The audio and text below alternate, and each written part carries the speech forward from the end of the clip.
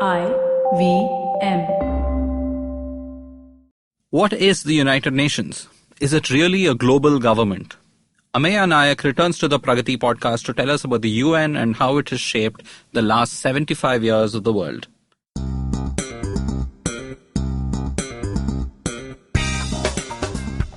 Welcome to the Pragati Podcast, a weekly talk show on public policy, economics, and international relations. I'm your host, Pavan Srinath.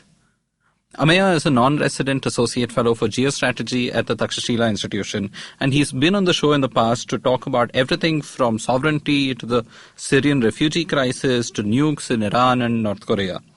We'll start our conversation with Ameya after this short break. Hello, everybody. Welcome to another awesome week on the IVM Podcast Network. If you're not following us on social media, please make sure you do. We're IVM Podcast on Twitter, Facebook, and Instagram. One more reminder, we are still hiring. We're looking for producers, content creators, audio engineers, developers, and basically all kinds of people. Go onto our careers page, ivmpodcast.com/careers, and apply. Please send us your resume, and we'll get back to you as soon as we can. Also wanted to make a note to you all that, hey, if you are listening to us and you hear something you like, take a screenshot of what you're doing, send it to us on social media, tag us on Facebook or Twitter or Instagram or wherever, and we'll repost you on our own page. This week, your favorite fitness podcaster, Urmi Kothari, is back with Season 2 of the Kinetic Living Podcast. Urmi is doing 2 bite-sized episodes every week, Tabata Tuesdays, which will be a 4-minute workout, and a second called Thriving Thursdays, where Urmi will share motivating personal experiences or challenges she's faced. On the Scene and the Unseen, Amit Verma's guest is Chinmay Tumbe, who talks about his book India Moving and the history, specifics, and fascinating stories of migrating populations across the length and breadth of India. On the Rani Screwwala podcast, Rani talks to me about how working hard also implies working smart, and has to do with seizing, seeking, and creating opportunities. We also talk about why the success of Hangama TV and Rang De Basanti wasn't a fluke. On the Empowering series, Zarina is joined by Aidan D'Souza, Marketing Director at Power Talk UK Limited. They talk about investment and savings and give you tips on the right way to spend and invest with less money. On Paperback, our producer and stand-up comedian Abbas Mobin joins Racheta and Satyajit to discuss the political books that give perspectives to otherwise flat narratives. On Equity Sahiya, Shrey Lunkar, Senior Vice President at Motilal Oswal Asset Management Company, talks to Anupam about the FMCG sector in India. On Mr. and Mrs. Binge Watch, Janice and Anirudh talk about their love for true crime documentaries. They discuss the 2 best shows belonging to the genre, Making a Murderer and The Jinx. On The Origin of Things, Chuck narrates a story of a Scotsman from the hills, college memories, and a deadly encounter. On Golgappa, Trupti is joined by music composer duo Rohan Pradhan and Rohan Gokhale to talk about their musical journey, their upcoming movie Smile Please, and more. On our Kannada podcast, Thale Harate, Pavan and Ganesh are joined by Ashwin Mahesh, a climate scientist and city change maker, to discuss how citizens can engage with public policy. And with that, let's continue on with your show.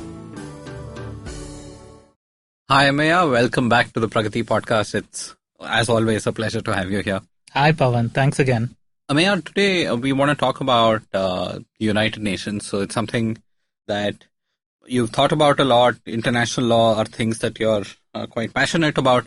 And we had sort of dived into subsections of it in past discussions, right? From nuclear liability to refugee crisis and a whole lot of things. But today what I really want to talk about is how should we understand this beast called the United Nations and how relevant and important it is to the world we see around us. Right? And my first question is, when we read up on government in civics textbooks, we start from, government is executive, legislature, judiciary, 3 arms, and they do a bunch of things. And there's checks and balances, all of that. Is the UN, can we think of the United Nations as global government? And if so, how do we really unpack this beast? So on a surface level, yeah, you could make that parallel, right? You could say that there's a legislature, there's an executive, there's a judiciary. But the relationship between those bodies would not track what we're familiar with as the relationship between them at a national government level. So in that parallel, the General Assembly and the Economic and Social Committee, so GA and ECOSOC, would be sort of your broad legislature. Okay. The Secretariat and the Security Council would be your executive. So the Security Council would be the executive proper. The Secretariat would be the underpinning bureaucracy and administration that responds to the executive. Right. And the International Court of Justice, as well as various other judicial, quasi-judicial bodies that have been set up over the years, would be the judiciary. They don't have equal powers. They're not constructed in a way that they are meant to serve as checks and balances for each other, right? That's not the goal with which they were ever set up. So is it then correct to even think of the UN as a global government? There's global governance, and I get that, right? I mean, there are lots of things where you need rules, laws, norms, practices that need to be shared internationally. Right. But would it constitute a government, though? I don't think so. I think the most optimistic answer is that it is the mechanism through which a global government may be devised. Okay. But we're not there yet, and who knows if we ever will be. And I don't know if people who are participating in the UN want there to be one, right? Almost certainly they don't, or at least if you're talking about the states, right? Because the rallying cry against any growth in influence, let alone literal power of the UN, is that it is depriving countries of control over something that they previously had control over, right? There's a word I'm not saying and you know what it is, but I'm saving it for later in the podcast. So I think a useful way to think about this is from, I believe, Tom Frank's classic textbook on the UN. It's called Law and Practice of the UN. Not a reading recommendation because it's a textbook and it's dense. But he basically says that you can think of the UN as three entities or three aspects of its nature at the same time. One is that it's a forum. Okay. Right? So it's a place where states and other actors can come together and talk. Right? What is the function here? Convening. Right. Right? Getting everybody on a stage together, letting them talk to or at or past each other, whatever it may be. Mm-hmm. But they're all in the same room and they're talking. Right. Right? The other is that it's an instrument. Right? And this is where it starts getting different from government at the national level as you know it. The apparatus of the state is an instrument that is used by the government of the day to enact its will. Right. The UN is an instrument that is used by the governments of the world to at least attempt to enact their will to varying degrees of success. So it is a way for states to, the forum function is a way for them to negotiate, assuming that the negotiation had some kind of outcome. The instrument function is a way for them to actually enact and enforce it. Right. But the third element, which is what makes the UN increasingly unique in this case, is that it's an actor in its own right. Okay. Right? So it has its own budget, it has its own staff, it has its own bodies that go out and do things. None of these can be disconnected entirely from the will of the states, because ultimately the states are the entities that make up the UN. But that connection can start to get pretty stretched and pretty tenuous as you go along. And it's sort of bi-directional, right? It's not just sort of states influencing or just powerful states influencing the UN, but the UN also influencing the states. Even that. Absolutely. So on one end of the spectrum, you have sort of like the small, relatively recently formed, in pretty bad financial shape sort of state. Right. Where international organizations, including the UN, have been criticized for being sort of quasi-government in their own right, or sort of dictating the things that the government of that state can and can't do, right?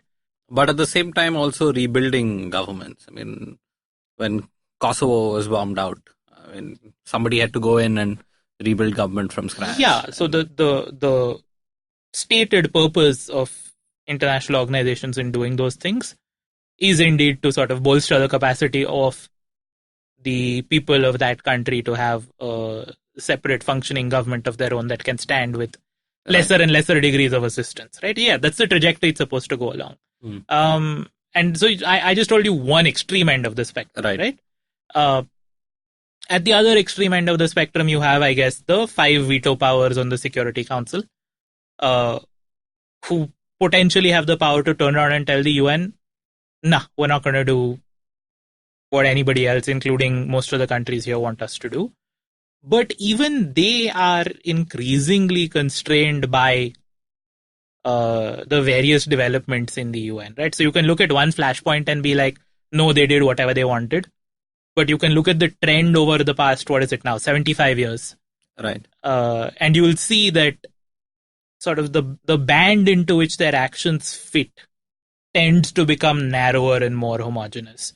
Okay. And when they step outside that band, the repercussions, at least at the level of people saying, hey, no, hang on, you're doing something wrong, and there's a problem and this should not be allowed and you should not get away with this increase, right? So it's a constraining effect. It's not direct, right, but it's sort of like shrinking the range of options that are considered appropriate. Okay. So a forum, an instrument, and layer by itself. Right. And how do I go from there to looking at, there's a United Nations Development Organization, there's a university somewhere, there's the UNICEF, there's the Security Council, the General Assembly, a whole host of organizations that work across the world, right? So how do I start bucketing all of them, or do some of those organizations span these multiple functions as well? No, for the most part, you can categorize them fairly cleanly. As I said, forum is basically General Assembly plus Economic and Social Commission. Okay. Right? I'm abstracting at highest level, so there's Sure. definitely sort of like moderate to minor details that will blur this. Right. But and just for clarity, in parallel to this, you have the IMF, the World Bank, and also now the World Trade Organization. So I'll get to those as well. Yeah. Okay. So core UN, quote unquote legislature, GA, ECOSOC. All right. Right? Fora. Countries come together, talk, vote, adopt declarations, resolutions, whatever. Those things go out in the world. Under the terms of the UN Charter, they have some power, because generally speaking, member states are supposed to do what the UN says they should do. That's what they signed up to when they signed the Charter. But no real enforcement authority. Okay. Right? Secretariat itself contains various departments. It also contains a number of regional commissions. Okay. Right? So they now have sort of mini headquarters in 5 or 6 or 7 places around. So New York and Geneva are sort of like the two traditional seats. Right. But in addition, there is Nairobi, there is Bangkok, there is, I'm blanking on where it is in Latin America and the Caribbean, but there's a UN commission for Latin America and the Caribbean. So there is regional offices, Okay. under which there might even be country offices. There are missions, Okay. peacekeeping and political missions, right, which are sort of self-contained bodies that are operating in specific states with specific mandates. Then there are special advisors, representatives, and envoys, right? So you might have read some news recently about like the UN Special Rapporteur on Poverty and Development publishing a report about the US. Right.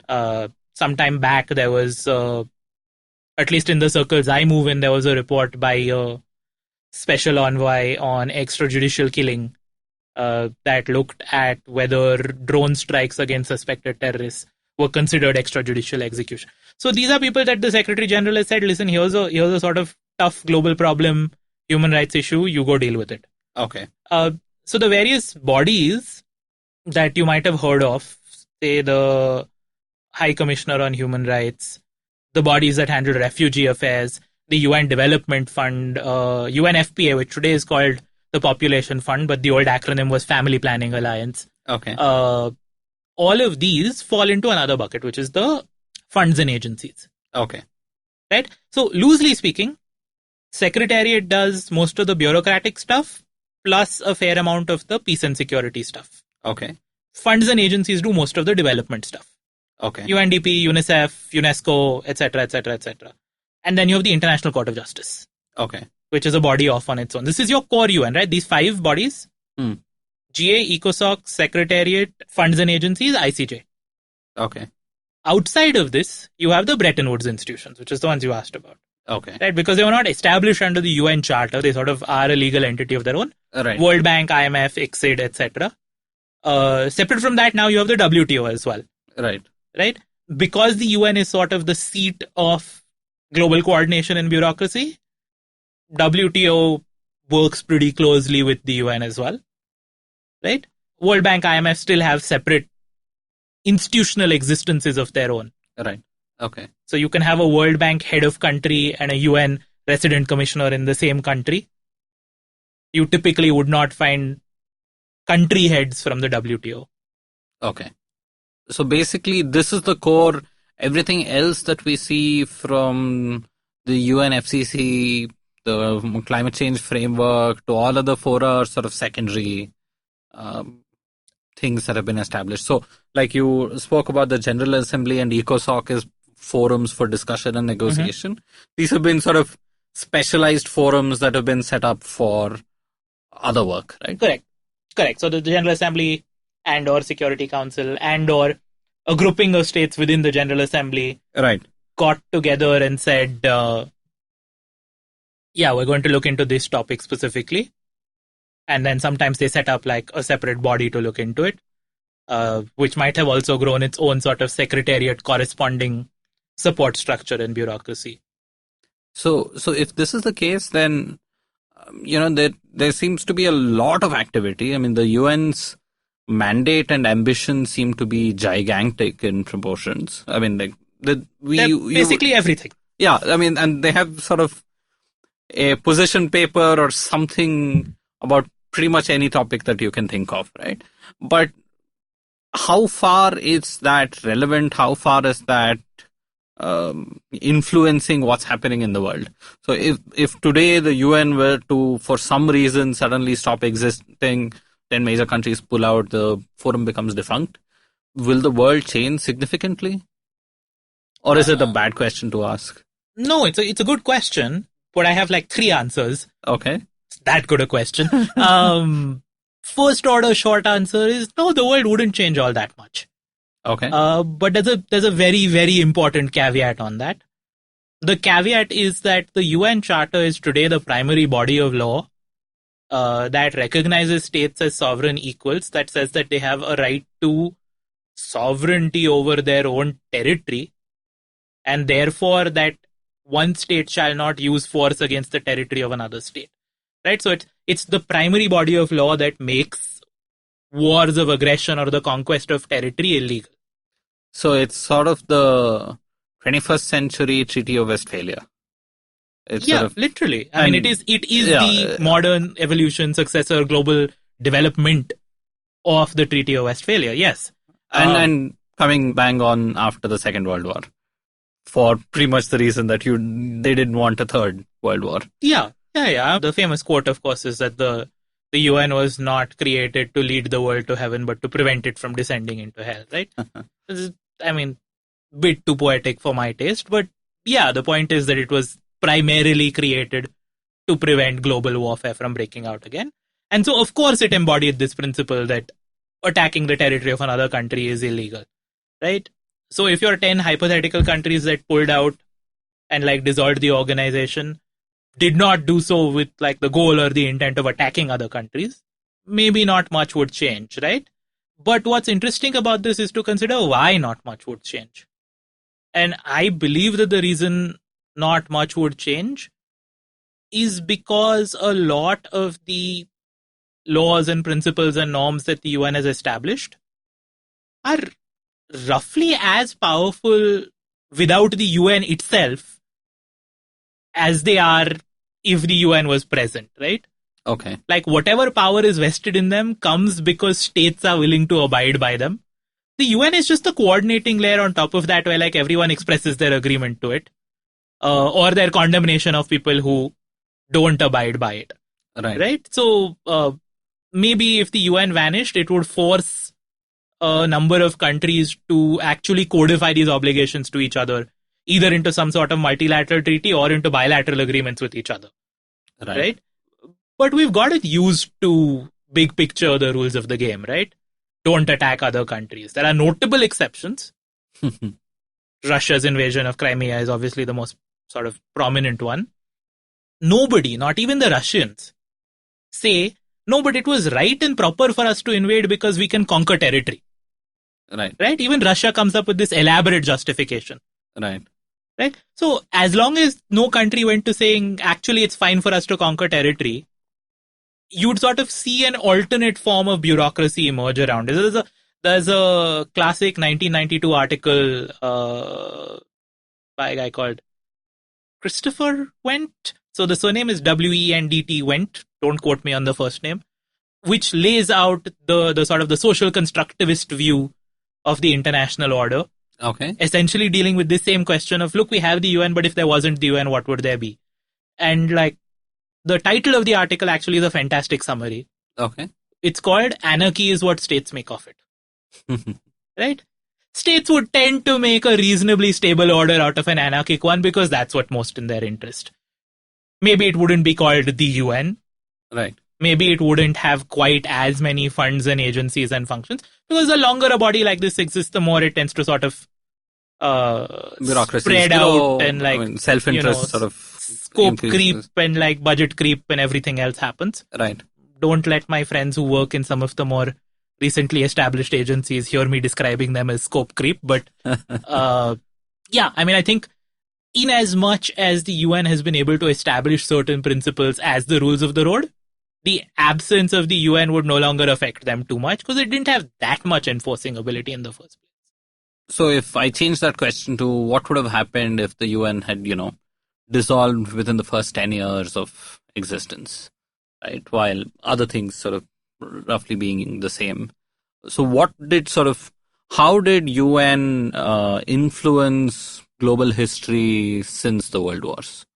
I mean, that's a very big giant counterfactual, right? No, not even a counterfactual, but like a big question on, what they did.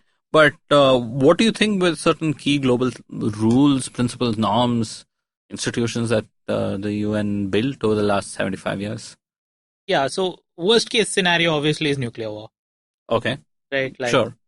So, but one has to hope that like the logic of deterrence was strong enough in itself without specifically needing this coordinating layer of the UN in between. Right. Although there is no doubt that the establishment of a Security Council with veto powers helped stabilize how nuclear-armed powers then chose to exercise that power or influence.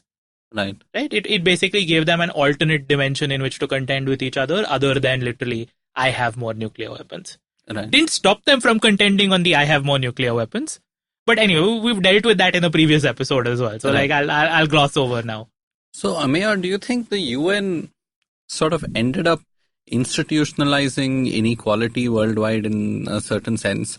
You have states which are more powerful, you have the US and sort of other powers on top, you have small countries of various size, and while they might have some nominal sort of rights as a member of the United Nations, you have permanent members on the Security Council with special powers, you might have other powers that are differentiated, right? So did it sort of build that into the DNA of the UN?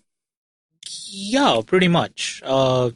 Yes, not just through the Security Council, but also because there are informal arrangements about senior positions in Secretariat being reserved for people of specific nationalities. So it's a way that influence over even the bureaucracy and the Secretariat is maintained by that set of powerful countries. What you have to keep in mind, though, is that this was 1945. Right. Right? And like the world of 1945 did not look the same as... there was no principle that countries are equal. So ironically, it was written into the UN Charter. Okay. So sort of at the foundation, there is this contradiction. No, but it's sort of... I mean, it is the law of the jungle to various respects when it comes to the world. So you do have sort of Matsya Nyaya at that level too, right? And the UN might be an attempt at maybe changing that to a certain extent, but sort of fundamentally recognizes that states have different amounts of power. Yeah, so I mean, I don't think we have to go as far as sort of it was an anarchic, big fish eat small fish world, right? Again, it was right after World War II, right? There was a recognition that just imposing harsh conditions on countries that lose wars is not enough to set you up for sort of enduring peace and harmony, right? There were a large number of colonies, including India at that time, right? This is still 1945. Right. We signed both the 1942 Declaration of the United Nations, which was basically a declaration that said we will fight the Axis powers. Had nothing to do with the United Nations as it exists today. Right. But the term stuck. We signed the San Francisco Declaration of the United, which is the Charter of the United Nations, But we did that as a colony. Right. I mean, we did that as a colony that was pretty clearly going to become independent in the very near future. Because 1942 to 1945 is, I mean, we know what the history of India in that time is. Right. But there were a number of other colonies that did not have any clear trajectory to independence in front of them. So if you're going to talk about like inequality between countries, there was a far more institutionalized form of inequality already in practice at that time. And the UN did perceive of the large military powers, the veto powers, as sort of the policemen of their regions of the world. Right? That definitely was the intention. Since then, of course, in part because of its success in institutionalizing the principle of equality of states, the nature of the world has changed a lot. And the nature of those changes is such that, you know, the thing that survives, which is primarily the Security Council and the veto power, looks increasingly archaic or sort of out of place relative to. But just to give you one example, right, and this is also to your question of like big things that the UN did. You've probably read about how Churchill on down, the British argued that India was not ready for independence. Right? They said doesn't have the capacity, doesn't have the leaders, doesn't have the intelligence, doesn't have the... I mean, many of these things were also couched in far more racist language of that time, right? Of sort of like the natural capacity or the tendency towards barbarism or whatever, like the gifts of civilization have not yet been spread, blah, blah, blah. But the gist of the argument was, listen, we need to keep control of them for a little longer. For their own good. Because they don't have the ability, even if we gave them independence tomorrow, they would squander it. Right? And Gandhi's answer famously was, leave India to God. If that is too much, leave India to anarchy, but leave. Right? Enough. Right. But that wasn't a particularly like, it wasn't something that was happening uniquely in the context of the British Empire in India or the British Empire in modern day India, Pakistan, Bangladesh, etc. Right? It was the common refrain of colonial powers across the world. Right? It's what the Belgians said. It's what the Danes said. It's what the French said. By 1960, the General Assembly, which of course was smaller in membership than it is now, but had, I'm guessing, about 70 odd members at that point of time, said enough, right? Like, you've had the better part of 15 years since we signed this thing that said all nations are sovereign equals. You've had that time to operate through the General Assembly, a set of arrangements, this entire other thing called the Trusteeship Council, which is now defunct. And you all are just making the same excuses. So December 1960, the General Assembly adopts something called, I mean, what's today just called the Decolonization Resolution. I think the formal name is sort of Declaration on the Granting of Rights to Colonized Peoples or Colonized Countries. It's interesting that it's still colonized peoples or colonized countries. It's still not quite sort of at the level of political entity so much as it is sort of like a ethno-nation state concept. Right. But the gist of that declaration was, you can no longer use existing capacity as an excuse to refuse to decolonize. After the immediate post-World War II wave of decolonization, the next great wave of decolonization is sort of 1960 to 1965. Right. That's when a number of modern African countries come into being as independent entities. So pretty large impact, right? We went from having like less than 100 countries in the world to 140 or 150 in the span of 20, 30 years. Right. Essentially because the set of things that colonial powers were using to walk slow on this were deemed unacceptable by the General Assembly anymore. Could the General Assembly enforce this? Not really. But once the General Assembly had said this, could those same talking points be used the next time the question came up? Not in any way that was credible. Right. So decolonization is one big one. The other... So in that sense, it's almost, if we see 1945 as, the world wars exhausting the existing empires of the day, it takes that extra 15 years for empires to no longer be the norm. Right? So now... Correct. So now it's sort of no longer the norm that your empire has a reason to exist. It should be some form of a nation state. and you should be governing yourself. Right? So it was sort of the UN in 1960 where the norm that empires are a valid way to govern large number of people was no longer valid. I would call it sort of like the death knell or like the last nail. Obviously, it was something that was developing already. Right. But yeah, that was like the formal recognition, right? Which like let's loop back to this, but just keep in mind that when I said that the UN has 3 functions, increasingly there's a 4th, which is as a legitimate, right? And like we can get into this in more detail, but that's what happened with the 1960 declaration. The veneer of legitimacy that those claims had, or that empires had, right, was removed. So now that was removed, and now the way for a state to become legitimate is for the UN to recognize it, right? Or for it to become a member. I mean, that would be the ultimate recognition, right? So in international law today, there is not really such a thing as a non-sovereign state. Okay. Because members of the UN are states, and all members of the UN are sovereign equals. This is right at the top of the UN Charter. Right. So what this has done is it sort of conflated the concepts of sovereignty, statehood, and UN membership. Okay. And just rolled them all into one. Right. So if you're a state, it's pretty much impossible for you to not be a member of the UN. Okay. They're sort of like the like outlier examples. I think Myanmar refused to take a seat for the longest time. Okay. North Korea was not a state, was not a member of the UN for a period of time. But other than those, if you're not a member of the United Nations as such, you're not recognized as a state. Okay. Again, if you are a member of the United Nations, you are recognized as a state and you are deemed to be sovereign. Okay. So it's hard to tease these things out, right? Right. No, I mean, like, for example, when the Taliban took over control of Kabul and much of Afghanistan in the 90s, they were not considered a legitimate state or a sovereign state by most countries in the world, or they didn't have a full membership in the UN, right? I mean, it was, I think, Pakistan and a couple of countries. No, they had a membership. They chose to boycott.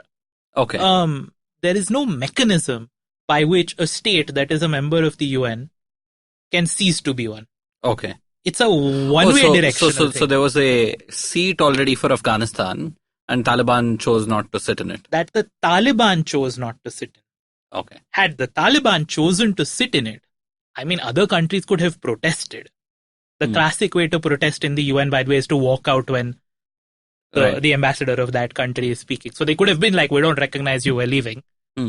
But under the charter, there would be nothing that could be done to deny that Afghanistan was a country and that the Taliban, as the current government of that country, could exercise the seat. I mean, could like occupy and speak in the seat of that country. But that's because a seat was already existing, right? Like, if you and I tomorrow form the Republic of Lemuria or something, we can't just automatically get, and even if we own an island somewhere.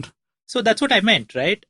There's no such thing as a non-UN member state that is a sovereign state. Sure. Right? We would just be the like wannabe state of whatever. Right? But should a large enough number of UN member states decide to grant us recognition, and like the General Assembly and the Security Council pass resolutions that accepted our membership of the UN, done. Okay. Irreversibly done. Okay. Right? That's the last country to cease to be a member of the UN, as I recall, was Yugoslavia. Okay. And that's because Yugoslavia ceased to be. Right. It's not that they lost their membership. It's that they split. Right? And they became 5, 6, 7 other countries. Right. Each of which are UN member states. Kosovo is the controversial one. Right. So it's sort of halfway there. But a number of states recognize it and like are willing to vote in favor of its membership. It participates in and sits in a number of UN bodies. Right. There is also objection, so it's not all the way there yet. And probably South Sudan might be the youngest member? South Sudan is the newest member state. It was East Timor before that. Right. The interesting sort of exception to what I said about like there's no such thing as a non-UN member state is Taiwan. Okay. Right? Because that seat that is recognized as China is held by mainland China, communist China. And it was held by Taiwan for a significant length of time, right? Early on in the It was UN. held by Taiwan for 26 years. Right. Well after Right. China was significantly powerful and independent. And, in 1949, the Kuomintang lose, right? Chiang Kai-shek Right. loses, sets up a government in Taiwan. Hmm. So within the first 5 years, Right. right? And like this is also playing out in the backdrop of like the Korean War, right? The first Korean War. Right. And so of course the US refuses to recognize the communist government of China, right? And this continues through the 1960s. What happens in the early 1970s? India connection. So this is Kissinger and Nixon reaching out to China. Right. So this is Kissinger famously getting quote unquote Delhi belly, right? Where he like claimed that he had an upset stomach when in fact he had secretly flown to Beijing, right, to meet with who was then Zhou Enlai, right? I think Premier at that time. Yeah. And then Nixon and Zhou having their rapprochement. Only then does the US recognize communist China as the rightful government that sits in that seat of. So again, of the China. seat was there, but somebody else was sitting. Then. Taiwan was sitting in it for 26 years, right? In point of fact, a number of even European countries had already recognized communist China as like the rightful representative of the people of China, the government of China, etc., even before 1971. But the tipping point was Nixon, Zhou. Okay. Thanks, Ameya. Let's take a short break and come back. And after the break, I want to talk to you a little more about international law in the UN, about the UN Security Council, and also India's relationship with the UN. Sure. Are you constantly seeking happiness? Wondering how to make the most of every day? How not to let your inhibitions stop you from achieving your goals? It's now time to get your A-game on. It's time to unlock your true potential. Tune in to the Empowering series with me, Zarina Poonawalla, to feel empowered in all genres of life. From behavioral skills to management skills. From health to relationships. From mental well-being to emotional well-being. And of course, your finances. I've got you covered. With these tips and tricks from me, Zarina, and true life stories from my amazing guests, you're bound to bring your purest to the table. Tune in to the Empowering series with Zarina Poonawalla every Thursday on the IVM Podcast app, website, or wherever you listen to podcasts. Hi, I'm Pavan Srinath and welcome back to the Pragati Podcast. I'm here with Ameya Naik and we are talking about the United Nations. Ameya, so you talked about how instrumental the UN was in sort of completing decolonization in pretty much everywhere in the world. And what other such sort of landmark things did the UN accomplish over the last 30, 40 years? So the other big one is sort of the evolution of possibly the only truly global piece of international law, which is the Convention on the Law of the Sea. Okay. Right, which is the literally the rules of the road when it comes to anything in the seas or the maritime domain. Right. This is about ownership, territorial integrity, and so on, and also access, movement, everything. Right. Fully. So it's what determines essentially 3 zones. Right. So it's what determines what is your territorial waters. It's what determines what is your exclusive economic zone through which you can't restrict passage, but you can restrict economic activities, and primarily fishing and like mining, prospecting, etc. Right.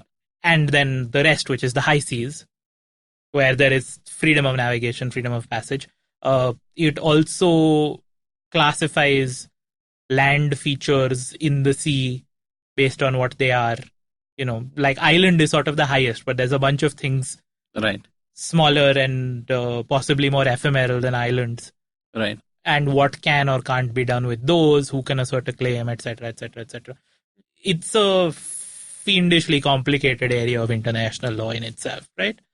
The guy who chaired the UN Convention on the Law of the Sea, a Singaporean diplomat named Tommy Koh, okay, who's still alive, is sort of like the grand statesman of Singapore at this point, is legendary in the negotiation and diplomacy world for like pulling off this incredibly complicated multilateral diplomacy feat, where he essentially like managed the interests of many different blocs and countries and like sent people out into committees again and again till they could come up with permutations and combinations that worked. UNCLOS, the convention, in the sense of, when I say convention now, I mean the meeting of the group of people who wrote it, right, is also notable because it was one of the first times that the UN started really having outside technical and scientific experts coming in and briefing people, which now is the norm. Right. But then it was sort of like, no, it's the state's prerogative to choose. One of the things that Ambassador Ko did was to say, yeah, but none of you guys know what like a seafloor subsidence zone is. So can we please just have a geologist explain it to us? Right. And then we'll decide what we want to do about it. Convention on the Law of the Sea is as close to universal law as we have, right? A handful of holdouts, but even most of the holdouts largely act in compliance with, even if they haven't signed. Right. Or like the US have signed but not ratified. So even with, say, what's happening with the South China Sea and the territorial claims, China and the famous 9-dash line. So you're saying because there's UNCLOS now, they are trying to fight it out under the UNCLOS rules of the games, in a sense. South China Sea, and especially China sort of building up of islands in that region and converting them into either military or maritime bases, is a point-blank violation of UNCLOS. There's no justifying it in that sense, right? China sort of is one of the prominent holdouts on UNCLOS and like has its own interpretations. But the fact that UNCLOS exists is the reason why the US, France, Australia, possibly also India, multiple countries actually send ships through some of those regions that China says are its territorial waters, but that under UNCLOS could not possibly be that. Right. These are called FONUPs, Freedom of Navigation Operations. Okay. And it's a constant thing. It's right. done. So it's like a flag march in the middle of the sea. Deliberately, right? Yeah, it's an Ashwamedh Yajna of our like. But the reason it's done that way is because, technically speaking, one of the two components of international law is state practice. Okay. And so freedom of navigation operations is state practice demonstrating that you do not accept the Chinese claim or interpretation. Right? So at no point of time in the future can the Chinese turn around and say, yeah, but nobody objected, so like they tacitly accepted what we wanted to do. Right. No, we object. And to show we object, we're going to send like military hardware. But it's not just military hardware, right? A military ship is a floating sovereign territory of the country. Right. So I'm going to send like my sovereign asset through what I consider the high seas or like area that is free to navigate. So yeah, law of the sea is one. The other big thing, of course, that like the UN does, and this might be what more listeners have heard about, is peacekeeping. Right. Right. Which also circa 1950s again, right? So Suez Crisis. Okay. Right after World War II is when the first UN peacekeeping force was deployed. It's called the UN Emergency Force. UNEF 1, later there was a UNEF 2. Okay. And there weren't that many such missions in the first 20, 30 years of the UN. Basically because what a peacekeeping force did in that time was they physically interposed themselves between two armies while a negotiation was going on. Okay.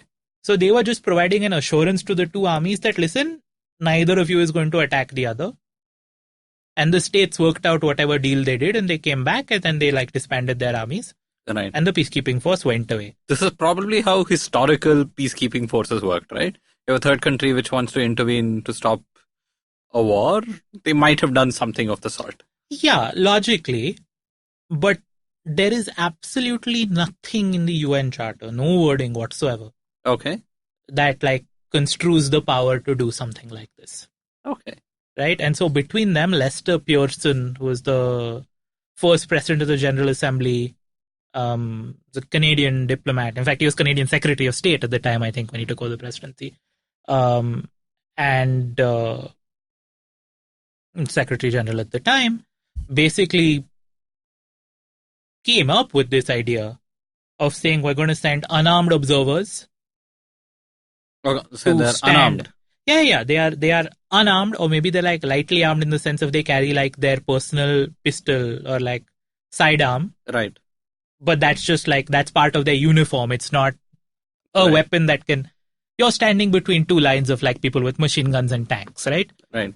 But we're going to send essentially unarmed observers to like stand on this line and ensure that during the peace process, there is no escalation between the parties, right? There is a trust deficit. We're going to solve it by interposing these people. Okay. And that's going to create the space for the peace process to play out. Right. Once you get to the Cold War era, which is what we get post the decolonization era we spoke about, right? And so you have a number of states becoming client states of either the US or the Soviets. You start seeing an increase in the use of peacekeeping missions. They're still not very ambitious, but they are sent to places where there are sort of like frozen conflicts. Okay. And this is because the existence of the Cold War tends to lead to both more conflicts breaking out and more conflicts freezing. Right. But tell me something. I'm trying to figure this out, and my history on this is very weak. So say you have the Vietnam War happening. Right. Would the UN PKF have been there anywhere in Vietnam around then? Or it would just be South Vietnam, the American troops, NATO troops, and North Vietnam? So are you asking, was there a peacekeeping force deployed to Vietnam? Yeah. No. So in active conflict that we see, or in Afghanistan, you've had what it's called the ISAF, right? International Security. International Security, which is not a UN peacekeeping mission. Right. It's a NATO mission. But and they do more than what most peacekeeping missions do, right? They do far more combat. Exactly. Yeah. So in Afghanistan, is there a PKF as well? How in many of the active conflicts that we see, do we see the PKF, or are they called in only at specific points? So you're like asking about something that is like the subject of many PhD theses and like a subject of like significant internal debate within the UN itself, right? Okay. But there's something called classical principles of peacekeeping. And in terms of the classical principles, it's non-use of force. Okay. Neutrality, impartiality. So like you literally are the unarmed guy standing on the line, just saying, there's nothing I can do to you all militarily. But the fact that I'm here signifies that the attention of the world is on this spot. Right. And if you do something to me, you're escalating the game. And so you, whoever it is that does that first thing, you might not actually attack me, by the way. Right. You may choose to just ignore me. I don't have the means to stop you. Like if I try to physically stand in your way, you can just drive around me. Right. Right? But by crossing the line that I am monitoring, you are taking an escalatory action. Right. At that point of time, the world is going to turn around and say, you did the wrong thing first, right? The entire subsequent process of negotiation, where people's sympathies lie, who is seen as, because there is such a thing in international law as countermeasures. Right? A wrongful act does invite countermeasures. There is such a thing in international law as a rightful use of force. Again, if you are attacked unprovoked, then you are allowed to use force to defend yourself. The presence of the peace operation sort of makes that line makes what is considered an aggressive or unlawful act really clear. Right. But in the recent past, so starting from, I'm going to say, the early 2000s, in fact, in Yugoslavia, and then increasingly in Africa and Haiti, we have seen peacekeeping missions grow increasingly heavily armed. So the principle has gone from non-use of force to non-use of force except in defense of one's own troops and mission. So that's generally interpreted as you can't shoot first, but you can shoot back. Right. To non-use of force except to protect the mission or civilians in areas where the mission is operating. So if somebody is attacking civilians in the area where you're present, you don't have to say, but nobody shot at me. Right. You can take action to protect those people from that attack. To non-use of force except in defense of one's own forces, civilians, or the mandate. And now once you get to or the mandate of the mission, That's really not non-use of force anymore. That is war, right? I mean, that is use of violence for a political end. The thing that distinguishes it from war notionally is that in theory, the peacekeeping force is still not on the side of one or the other of the combatants. Sure. They'll do this, whatever this use of force is. They'll do this against anybody who uses force against them or against civilians or against the mandate. Right. It's not played out like that on the ground. In point of fact, you need to sign a contract with the country to be able to deploy forces there in the first place, right? There's a status of forces agreement that has to be in place before you can even send your troops in. Right. Whether or not the UN mission has this, every individual troop contributing country, because by the way, peacekeepers are not an international army, right? They are volunteered by countries, including India. We send a lot of peacekeepers. Right. We are the largest or amongst the top 3 contributors, depending on what year you look at. We're not going to send our soldiers to operate in country X unless we have an agreement with the government of country X. If the government of country X is fighting some other internal battle into which the peacekeeping force is supposed to be interposed, right? So unlike in the 50s and 60s and 70s, this is now peacekeeping in the middle of an ongoing conflict, right? It's not peacekeeping after there has been a ceasefire and you're just there to keep the sides apart. Right. If you have to sign an agreement with one of the parties to the conflict to deploy to the conflict area, of course there are going to be terms in there that advantage the, right? And so the instances of UN peacekeepers using force against the armed forces of the government of the country to which they are deployed, vanishingly rare. Right. Right? That's where you're more likely to see reporting of the fact that such force has been used by the armed forces of the country. But the UN peacekeepers did not actually do something to stop it. There are sort of very honorable exceptions to this. Okay. But for the most part, right? And we've actually gone a step further because the UN mission in Congo for a while had something called a Force Intervention Brigade. Okay. Which really was war fighting. It really was. So it was a specific group of soldiers who were authorized to go out and attack a particular set of actors in that country. Okay. So we've come a very, very long way from sort of there is no language in the charter that even envisages anything to do with peacekeeping to now there are not only are there like 20 something odd peacekeeping missions active. I'm using the term loosely. Peace operations, which includes peacekeeping, special political missions, observers. There are maybe 14 active peacekeeping missions. But we've even actually gone to the point where the UN has at some point of time mandated a war fighting force. Okay. Right? Only the one instance. But it's happened. Right. And the story in international law is once the precedent is there, you expect it to happen again. And this is evolved purely as practice rather than, something like the UNCLOS process or something where someone is laid down very, very clearly on how the UN should act. Yeah, absolutely. This is a gray area in the... so peacekeeping is jokingly called Chapter 6.5 because Chapter 6 in the UN Charter is peaceful measures to resolve conflict.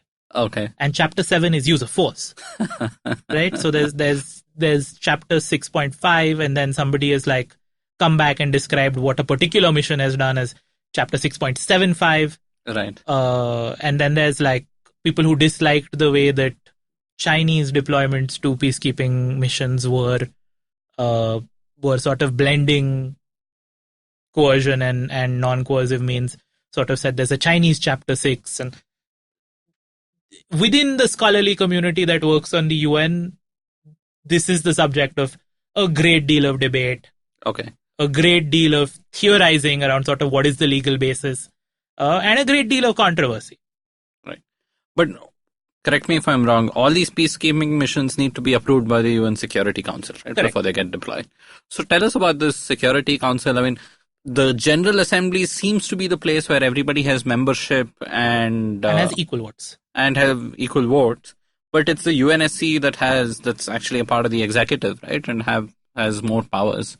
So tell us about this grouping and how it evolved, and is it now sort of the linchpin of UN as a whole? It was always the linchpin of the UN as a whole. So, again, the philosophy behind the UN is we need to create an international body that will act as, on the one hand, a check upon the warlike tendencies of states. Right. Fine.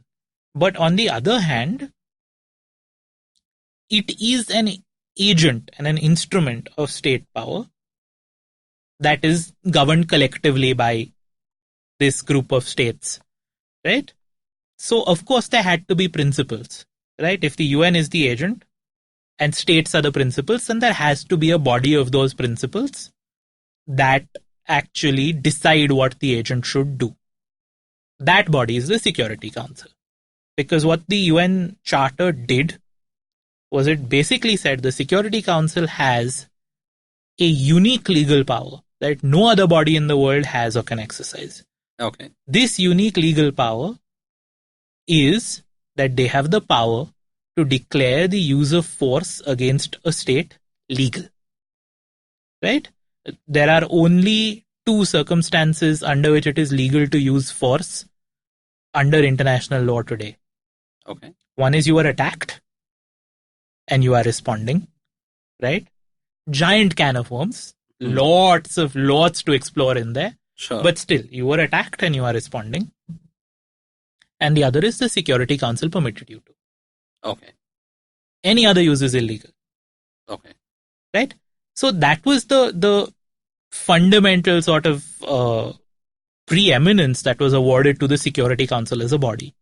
Okay. Right? And then within the Security Council, of course, they said the 5 most powerful states, which will also act as like regional guarantors of peace and security, right, will actually get a veto. Because if they don't want to say that a particular use of force is lawful, then we're setting ourselves up for a conflict. Because what if they think it's an unlawful use of force, and what if they chip in on the side of the party that force is being used against, right? And what is our primary purpose? To keep states from going to war. Right. So in that sense, there has to be a consensus of the 5 for anything to be sanctioned. Correct. For anything to be approved. Sanctioned has a meaning in the charter, right? Sure. So something like, say, the Second Iraq War or the US-led sort of, you can call it an invasion of Afghanistan or whatever, toppling of the Taliban regime, they were both sort of approved by the UN Security Council? No, so those are different. The US invasion of Afghanistan falls under the broad category of we were attacked and we are responding. Okay. Right? So it didn't need to go through the security. So if you as a country claim that you've been attacked and therefore you attack another country, can the UNSC come in and say, hey, you weren't really attacked, you're the first aggressor over here and it's illegal? Yes-ish, in that there's not really a mechanism in place for the Security Council or anybody else to adjudicate your claim that you were attacked. Right. Right? Note that the US tried very hard to demonstrate that Iraq had weapons of mass destruction and could attack at any moment, etc., etc., etc.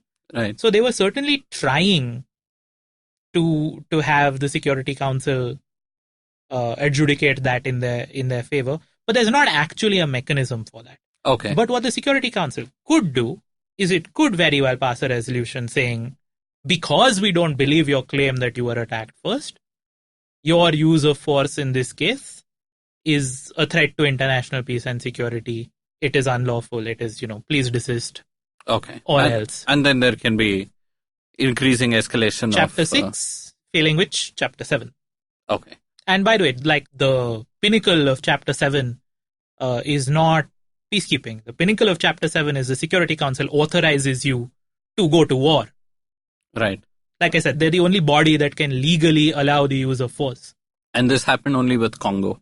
No. The Force Intervention Brigade is just like a weird subject of its own. Sure. In fact, the Security Council, I think, did pass a resolution approving the US use of force in Afghanistan. Okay. But that was like, I mean, it was sort of abundant caution or something, right? Because in any case, they had the claim under, like, responding to an enemy attack. The invasion of Iraq was unlawful.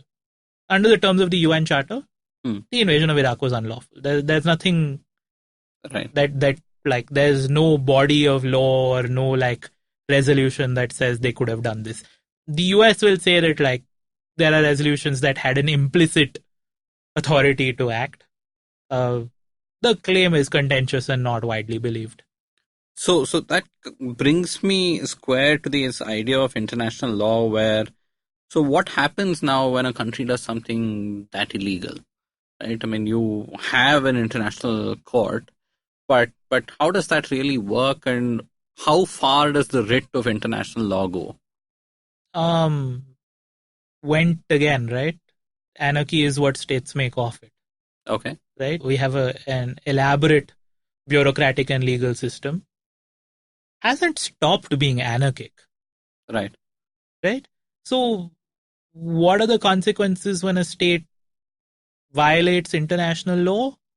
Depends very much on sort of who is the state and who is affected and, like, who cares enough about this to do something about it, right? You could, of course, go to the International Court of Justice. If you're an affected party, if you're an affected state, you could, of course, take that first state to the International Court of Justice. Many states have, but they've often taken them over things that are not exactly violations of, like, so we've been saying international law in this conversation for, like, really big things, right? Like the law of the sea and the UN Charter. Right. International law can also be any number of smaller treaties, including, like, commercial agreements and things and whatever. It can include things like water use and water sharing rights and treaties. Bunch of cases in the International Court of Justice do have to do with things like riparian rights or like whether pollution in one country is damaging another country, or whether, like, a ship that was going from one country illegally intruded into.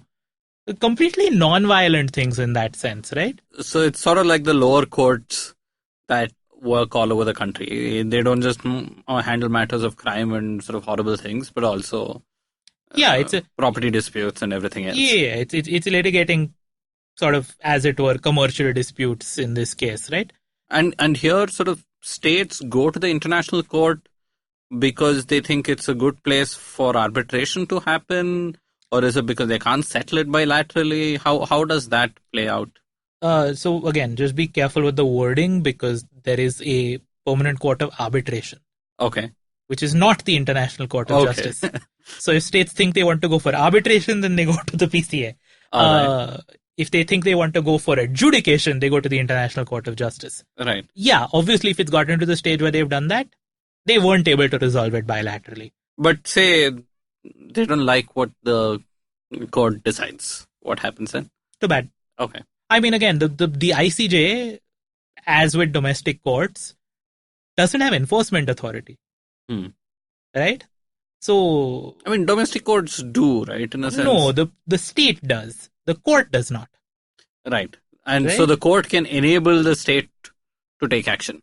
The court passes a judgment, but then it's some other branch of the state that actually enacts it, right? Right. If they say seize property or, like, place a lien on property, somebody in property and revenue does that. Right. If they say arrest, somebody in home affairs and police does that, right? Right. So the ICJ doesn't have an enforcement mechanism per se, right? Presumably, if there's an ICJ verdict and then it's, like, disregarded, you could go back and bring a case for damages. Okay. And it would be sort of an open and shut case. But there would still not necessarily be a way to.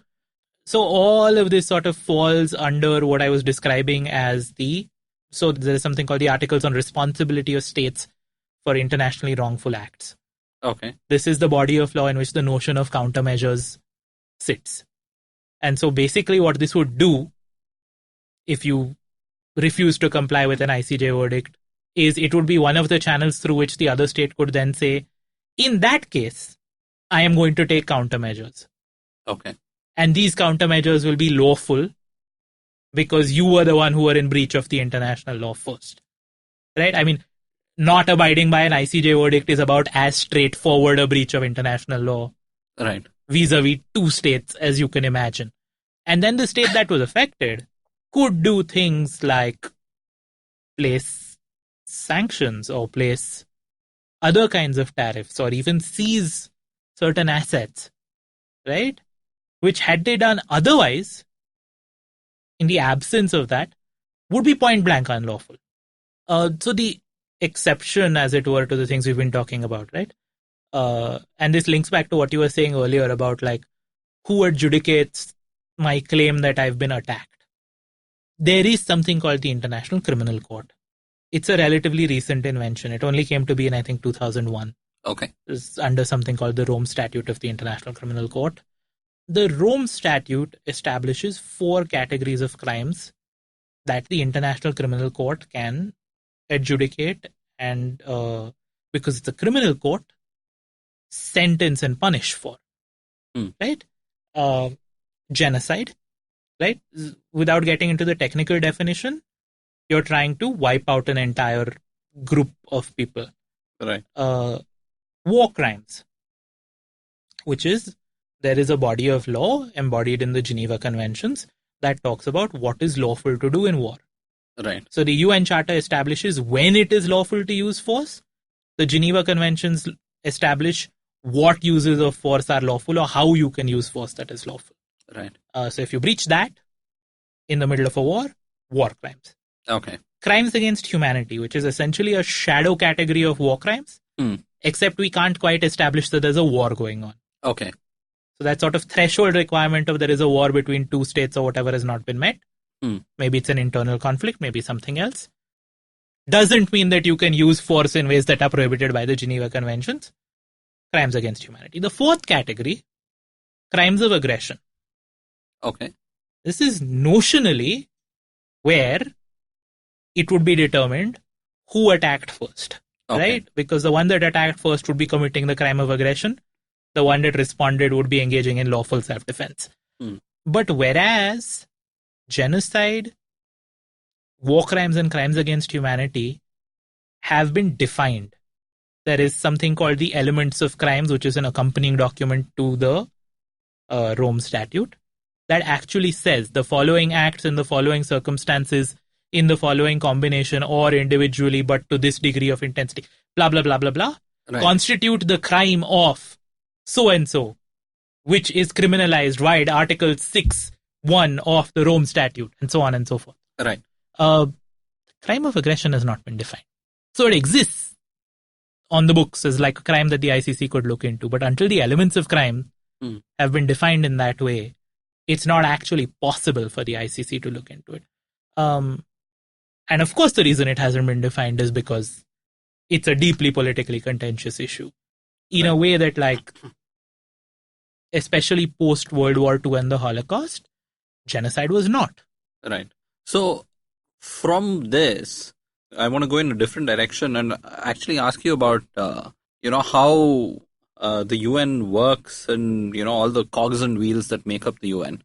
Right. I mean, we've been talking about law and all these higher sort of policy idea discussions, but who actually runs the UN? Who are the people who are working there?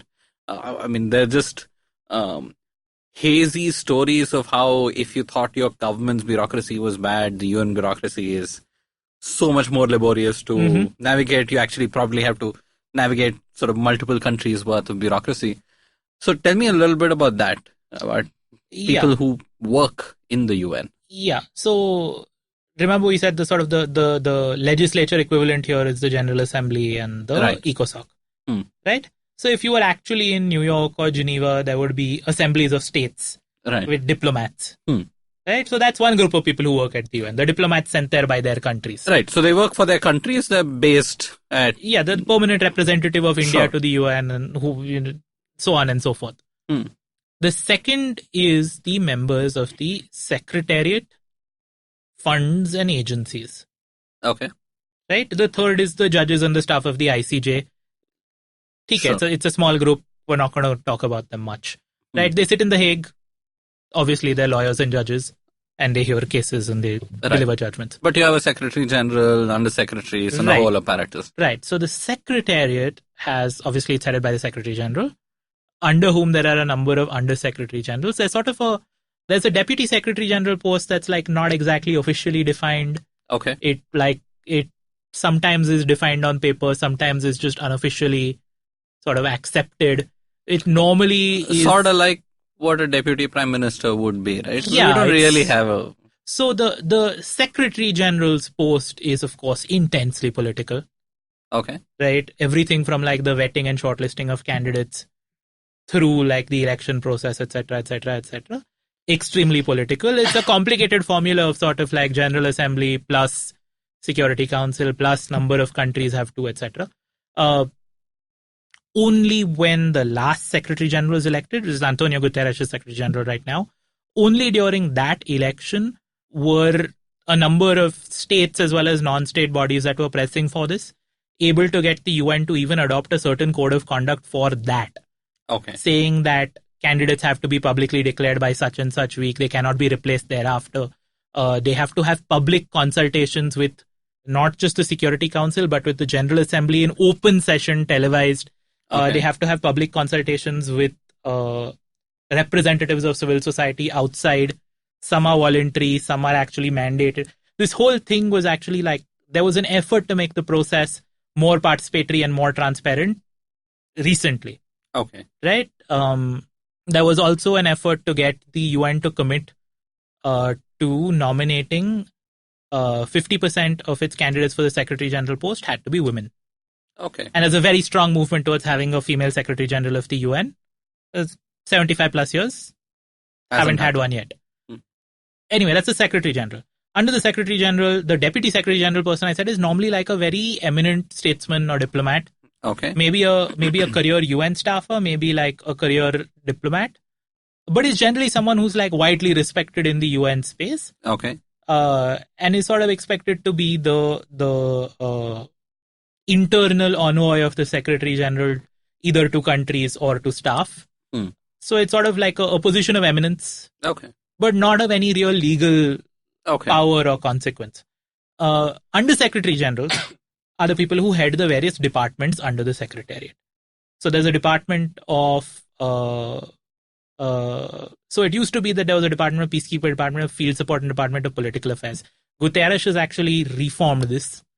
So now there is a department of Peace Operations that takes care of sort of like the field and administrative elements of peacekeeping, and there's a department of Peace and Political Affairs, which looks after either peacekeeping or special political missions, which are sort of like negotiation and mediation envoys to places that were in conflict.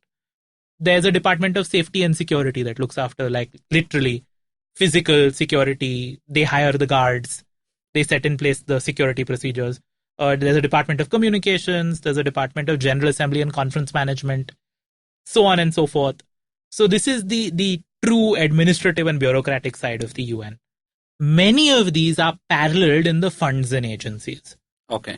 The biggest of which is the UN Development Program, UNDP, which basically funds, directs, monitors various forms of development aid and projects in countries around the world. The Office for the Coordination of Humanitarian Affairs, which looks at humanitarian issues. The High Commissioner for Refugees. UN Women, which is the UN body for gender equality, that runs a number of measures basically looking at bringing gender equality at all levels of government and profession. So how would this bureaucracy be worse than many national bureaucracies? I mean, what makes it more challenging? Is it the hiring process, the vetting process? Do a lot of positions need to have sort of confirmation hearings of sorts? No, so it's not that way. Yes, it is all of the stuff to do with like not just hiring, but the entire range of HR, right? Hiring, promotions, contracts, benefits, blah, blah, blah, blah, blah. Right. So there are two things happening. One, there's just the sheerly mechanical, this is a 70-year-old bureaucracy designed by bureaucrats of multiple countries.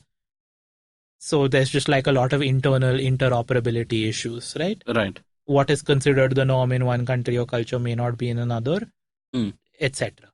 This is just sort of like the organic growth of complexity over there. Right. The other is that, remember I said that one of the ways in which major countries have retained power is by having a very clear, unofficial, but very clear split about who gets the senior position. So the Undersecretary General of which department is going to be of which nationality. Right. And this is not always just Undersecretary Generals. It can sometimes go sort of one step down as well. Okay. So the UN permanent staff hierarchy in ascending order is P1, P2, P3, P4, P5, D1, D2/USG, Secretary General.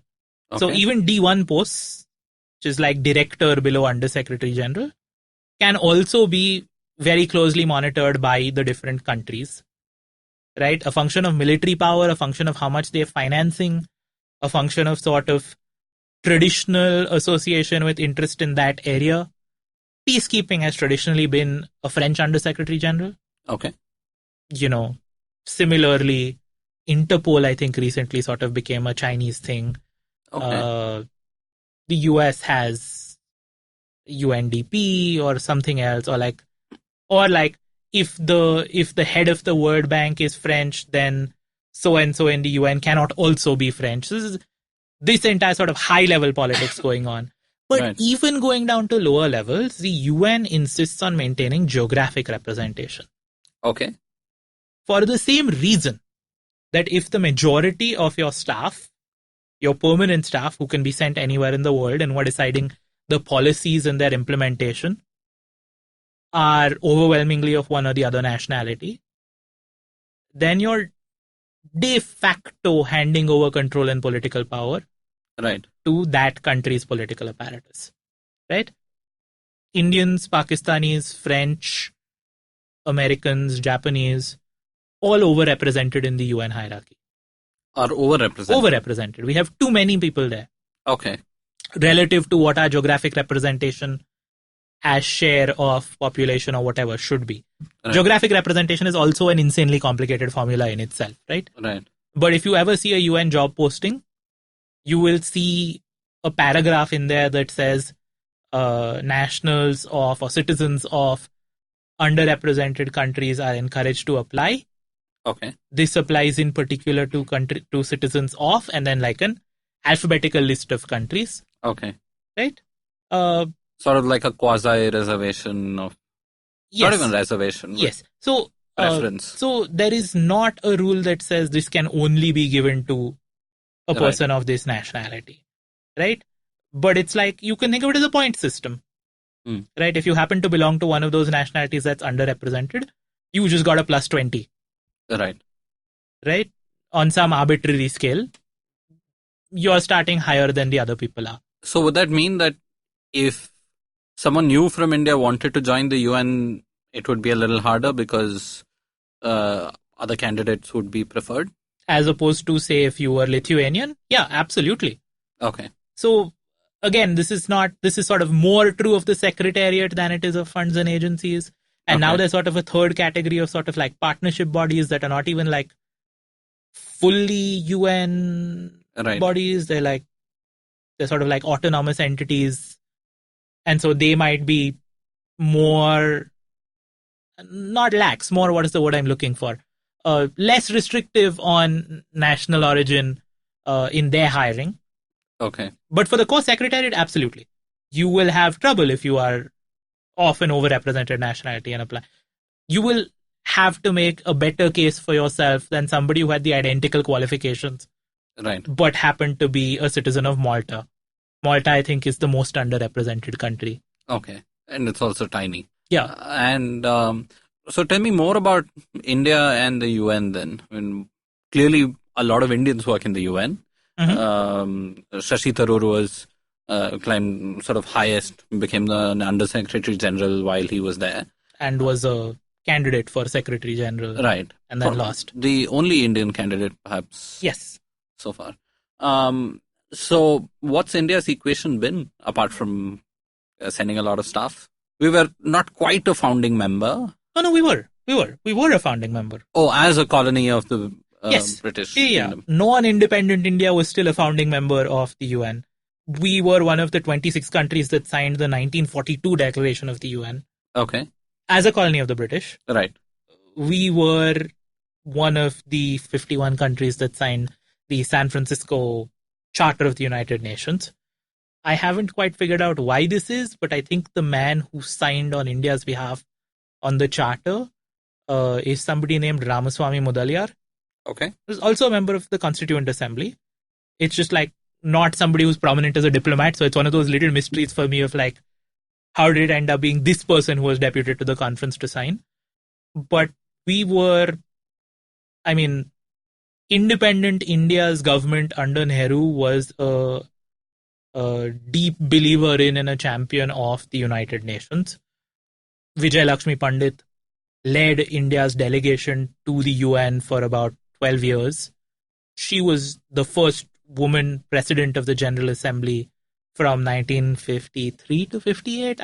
Don't quote me on the years. Okay. But she was the second president of the General Assembly and the first woman. Lester Pearson, whom I mentioned earlier, was involved with creating peacekeeping, was the first president of the General Assembly. So she took over from somebody of no small eminence in that sense. We were a prominent voice, obviously, for the decolonization resolution. Right. And then over the years, of course, during the Cold War years, because India was sort of associated with, or was leading the non-aligned movement, we were sort of among the more prominent of like this third block of countries right. in the UN, whose existence is associated with a lot of like, you can't call them like, again, capital L international law, right? But there are a lot of like policies and structural decisions within the UN. Say, for instance, the fact that regional commissions were established, that regional offices were established. The idea of the UN trying to decentralize even somewhat and push power out, right, has a lot to do with the fact that there was a pretty vocal block of countries in the UN saying, listen, you can't make all of these decisions about like what kind of assistance you're going to provide by way of, I'm making this up, right? But like crop and irrigation insurance in Egypt. Not a decision that you can make from New York or Geneva. Right. Right? As I said, there are, of course, a number of Indian staff members at the UN. India is one of the largest contributors of peacekeeping troops. So I think senior most man at the UN was Under Secretary General for Field Operations. Okay. Right? This is before the Antonio Guterres restructuring. So the Department of Field Support, which sort of sat across the Department of Peacekeeping and the Department of Political Affairs because it did all the logistics and enabling for them. Right. Oh, I'm blanking on the man's name right now, and I've met him. Anyway, there was an Indian IAS officer, okay, who held that post and was, after Tharoor, the next Indian to be an Under Secretary General. Okay. Right? And our sort of greatest engagement with the UN today in terms of like commitment of resources and money and all of that is that we are a major provider of peacekeeping forces and equipment. Has India had any notable stints in the UN Security Council? I remember, I think the last stint, I think this is when the Syrian conflict was mostly abstentions and... Yeah, so it's like there may have been notable stints, but they were not notable because of anything we did, right? No, India's position on the Security Council is pretty middle of the road, right? I mean, it's not exactly NAM. We like obviously have a US favoring stance, but so look, there's a tendency within India to sort of hype up anything we do in the Security Council, or every time we're like nominated to take a seat at the Security Council or things like that, right? For that matter, people hyped up Tharoor's candidacy for the Secretary General as well.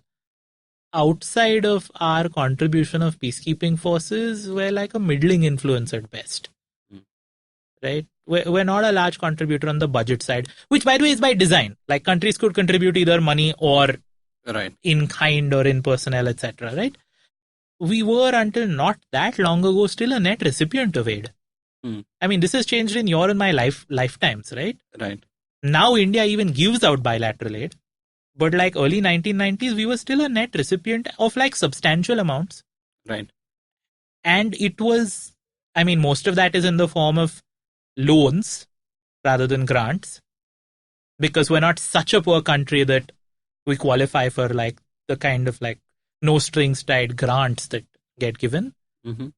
But then those were highly subsidized loans and they were like serviced on very soft terms, you really can't have the best of both worlds. Right? You can't get that status with like that kind of assistance, that kind of money being sent to you, that kind of money being spent here. And also, I mean, especially with the UN Security Council, the way India engages with various parts of the world is so different that they're better off perhaps abstaining on votes rather than picking a choice on certain things, right? Like, for example, in the Middle East, India, by and large, enjoys good relations with pretty parties much that may not enjoy good relations with each other. Yes. Hate each other, are at war with each other, but they're quite chilled out about engaging with India. I mean, we were recently invited to the Organization of the Islamic Conference again, right? Right. And you don't want to go to the UN Security Council and have to vote against Israel or Palestine or on something else, which sort of is not something that India tries to engage all parties in various ways bilaterally, right?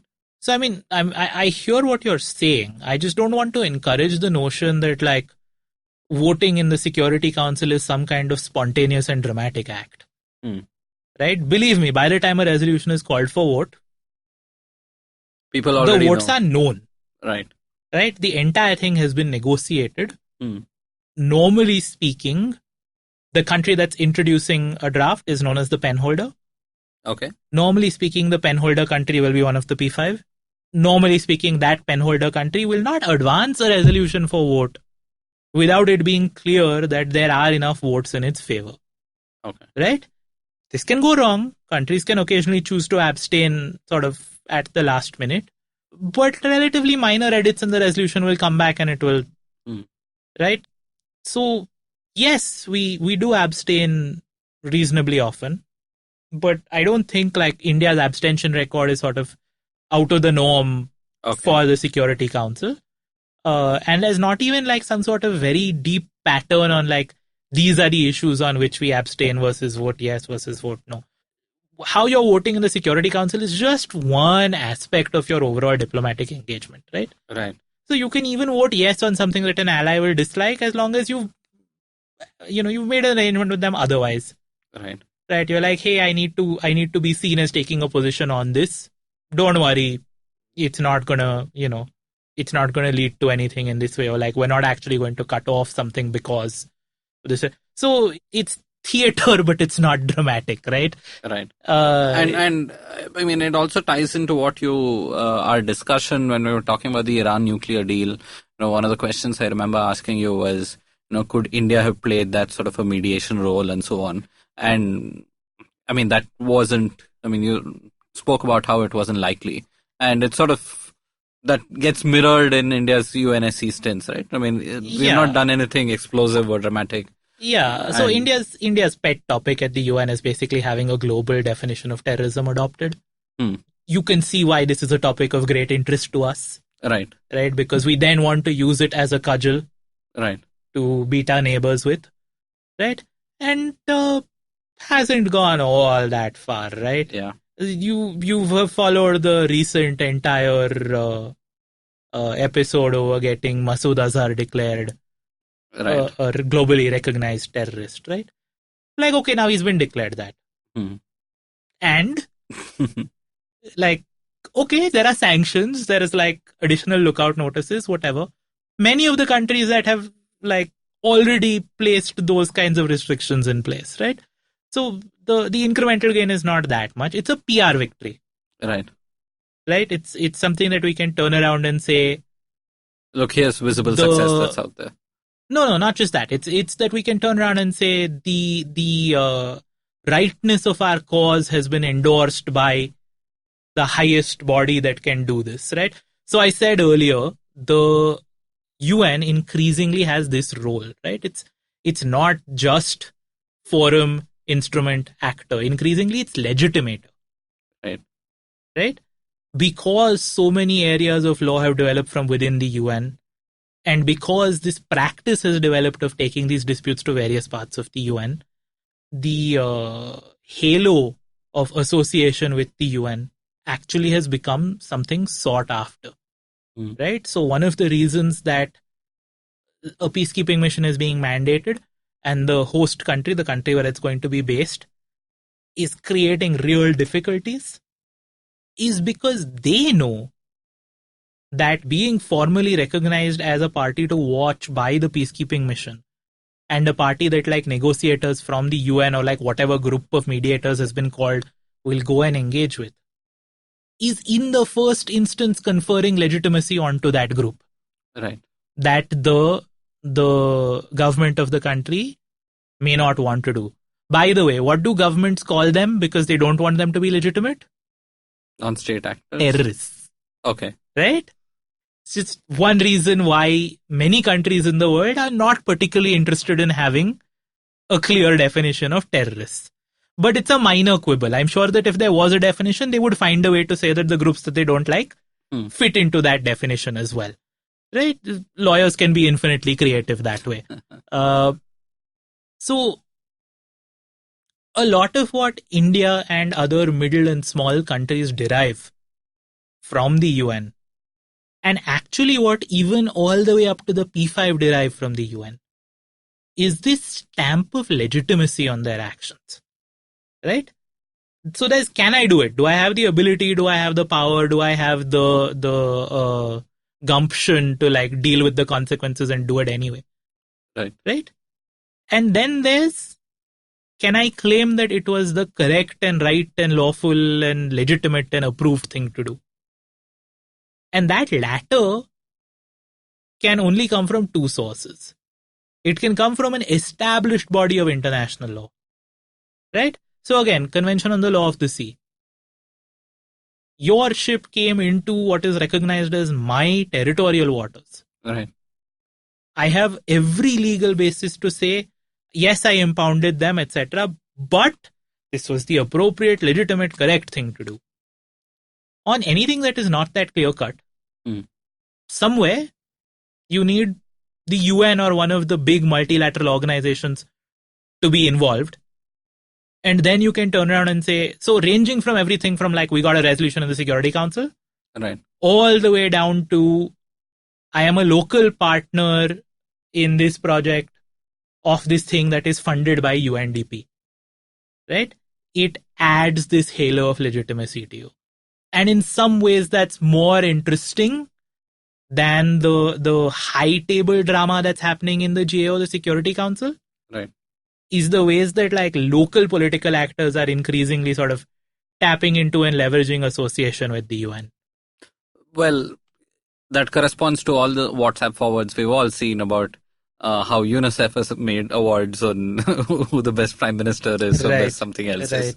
So from all the way from WhatsApp all the way to the UNSC, the UN seems to be providing this legitimator role. Ameya, thank you so much for coming back on the Pragati Podcast. It was an absolute pleasure having you here. Thanks, Pavan.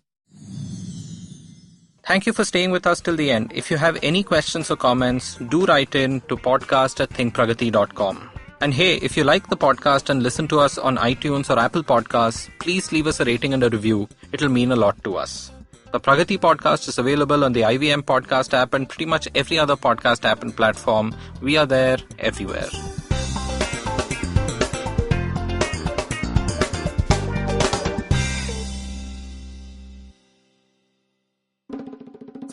Hey, this is Shidaditya. And I'm Amit Doshi. And we host Shunya One. It's a really fun podcast where we talk to some of the best entrepreneurs in the country. Yes, talking about everything from their startup challenges to what they're building and all the future of technologies right here. So catch us on the IVM Podcast website, app, or wherever you listen to your podcast from. Do you wish you were smarter? Well, so do we. But the next best thing? We could make you sound smarter. And to help you with this endeavor, we are Simplified, a podcast that attempts to break down the complex world around you with a little knowledge, a lot of poor jokes, and a ton of random trivia. Episodes out every Monday. On the IVM Podcast app or wherever you get your podcasts. See ya!